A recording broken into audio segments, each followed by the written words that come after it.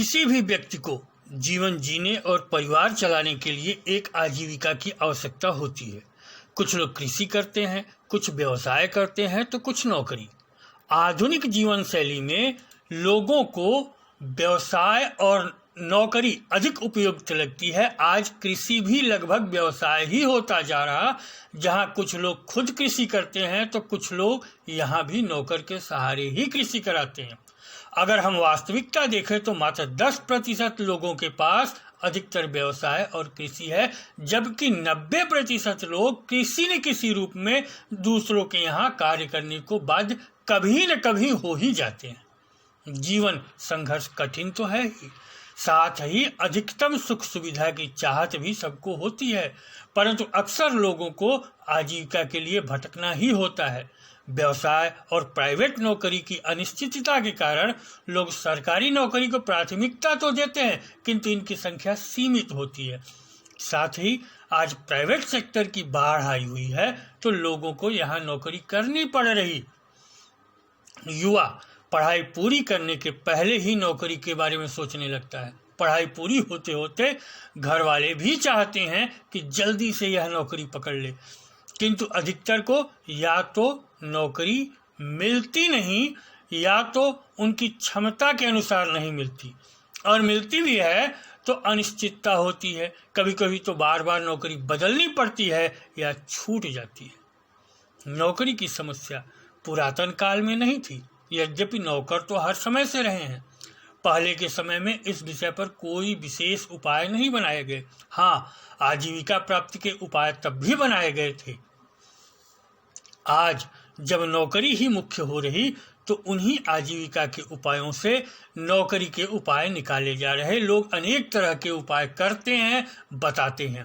शास्त्रों में अनेक आजीविका प्राप्ति के उपाय बताए गए हैं और लोग उन्हें बताते भी हैं।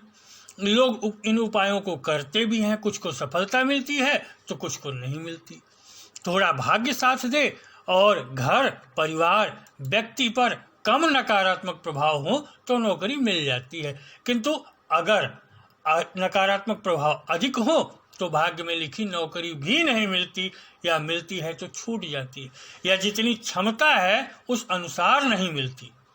हम भी लोगों को आजीविका और आजीविका प्राप्ति नौकरी के प्राप्ति के उपाय बताते रहे हैं। हमने इन पर सतत नजर रखी कि आखिर कुछ लोगों पर उपाय काम करते हैं और कुछ पर वही उपाय प्रभावी नहीं होते। तो हमने पाया कि जिन पर नकारात्मक प्रभाव अधिक थे या जिनके भाग्य बहुत प्रभावी नहीं थे, उन्हें पर्याप्त सफलता नहीं मिल रही। हमने अनेक प्रयोग किए और कुछ प्रयोगों को हमने बेहद सफल पाया। हमने देखा कि यदि व्यक्ति की नकारात्मकता हटा दिया जाए, उसके आंतरिक क्षमता को बढ़ा दिया जाए और ग्रहों के दुष्प्रभावों में कमी लाई जाए तो व्यक्ति सफल हो जा रहा। जो प्रयोग हमने किए और जिन्हें नौकरी के मामले में अत्यधिक सफल पाया, उसे हम आपको बता रहे हैं, जिससे यदि आप नौकरी की समस्या से परेशान हैं तो आप लाभ उठा सकें। नौकरी प्राप्ति के लिए आपको 3 काम एक साथ करने हैं। प्रथम, यह कि आप किसी बगलामुखी देवी के साधक को खोजें। ध्यान दीजिए, आपको किसी पुजारी, पंडित या तांत्रिक ज्योतिषी को नहीं खोजना है, अपितु बगलामुखी के साधक को खोजना है, जो केवल बगलामुखी की ही साधना करता हो, अन्य कोई काम न करता। उस साधक से आप अनुरोध करें कि वह आपके नाम से बगलामुखी का यंत्र बनाकर उसे कम से कम 21,000 मंत्रों से अभिमंत्रित कर कवच निर्मित कर आपको प्रदान करें। आप उनसे यह कवच या ताबीज प्राप्त कर धारण करें किसी भी गुरुवार या मंगलवार को। इसके बाद आप बगलामुखी या त्रिपुर सुंदरी, श्री विद्या या यह न मिले तो दुर्गा जी का चित्र अपने पूजा घर में स्थापित कर रोज उनकी पूजा सामान्य रूप से शुरू करें। बहुत विशेष की जरूरत नहीं, जितनी आपको आती है उतनी ही आप करें। क्योंकि आपके पास नौकरी नहीं है और समय भी होगा ही, तो आप पूजा के बाद श्री सूक्त का कम से कम 3 पाठ और अगर संभव हो तो 16 पाठ करें। बहुत ज़्यादा समय नहीं लगता, आप 16 पाठ करें। इसके साथ ही बगलामुखी सहस्त्र नाम का पाठ किसी किताब से या इंटरनेट से स्कैन करा लें, निकाल लें, किताब ले लें। इस पाठ की 3 आवृत्ति यानी कि 3 बार पाठ आपको रात्रि 10 बजे के बाद रोज करनी है। रोज इसके लिए शुरू करें आप। कठिन और बड़ी तो लग रही होगी प्रक्रिया, किंतु यदि नौकरी पानी है, अच्छी नौकरी पानी है, भाग्य का पूरा पाना है, तो उपाय ऐसे होने चाहिए जो सभी दिशाओं में कार्य करें। फिर तो मेहनत भी करनी होगी। आपको यह समस्त प्रक्रिया 3 महीने तक करनी है। उम्मीद है कि इस अवधि में आपका काम हो जाएगा, जैसा कि हमने अब तक अनेक लोगों पर अनुभव किया है। यदि अधिक बड़ी बाधाएं हैं, नकारात्मकता है, ग्रह दोष है, तो आपको इससे आगे बढ़ना होगा। फिर आपको उस बगला साधक से जिससे आपने कवच प्राप्त किया है, उनसे बगलामुखी का मंत्र प्राप्त करना होगा और साथ ही श्री विद्या का मंत्र लेना होगा। शुरू में आप यह न सोचें कि सीधे मंत्र लेकर काम करते हैं, तो आप ऐसा नहीं कर सकते, क्योंकि सब कुछ क्रमिक चलता है। आपको यह काम 3 महीने बाद ही करना है। मंत्र प्राप्त कर आप सुबह श्री सूक्त के स्थान पर श्री विद्या के मंत्र की 5 माला जप करेंगे। पूजा वैसे ही सामान्य चलती रहेगी।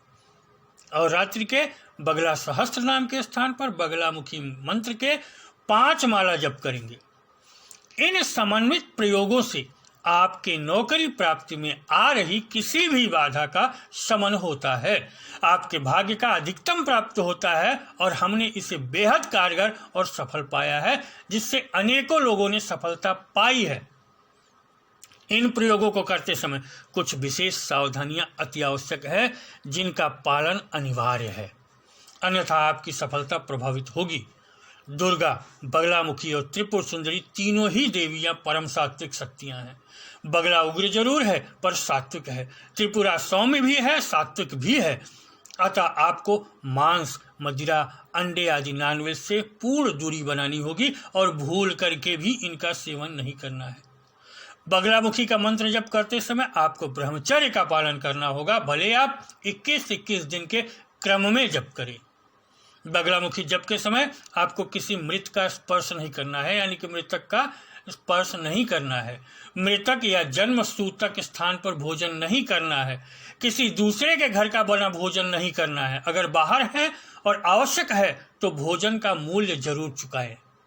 बगलामुखी कवच धारण कर आप शौच को नहीं जा सकते। रात्रि समय इसे उतार कर पूजा स्थान पर रख दें। इसे धारण कर अस्पताल अथवा मृतक या जन्म होने वाले स्थान को न जाए।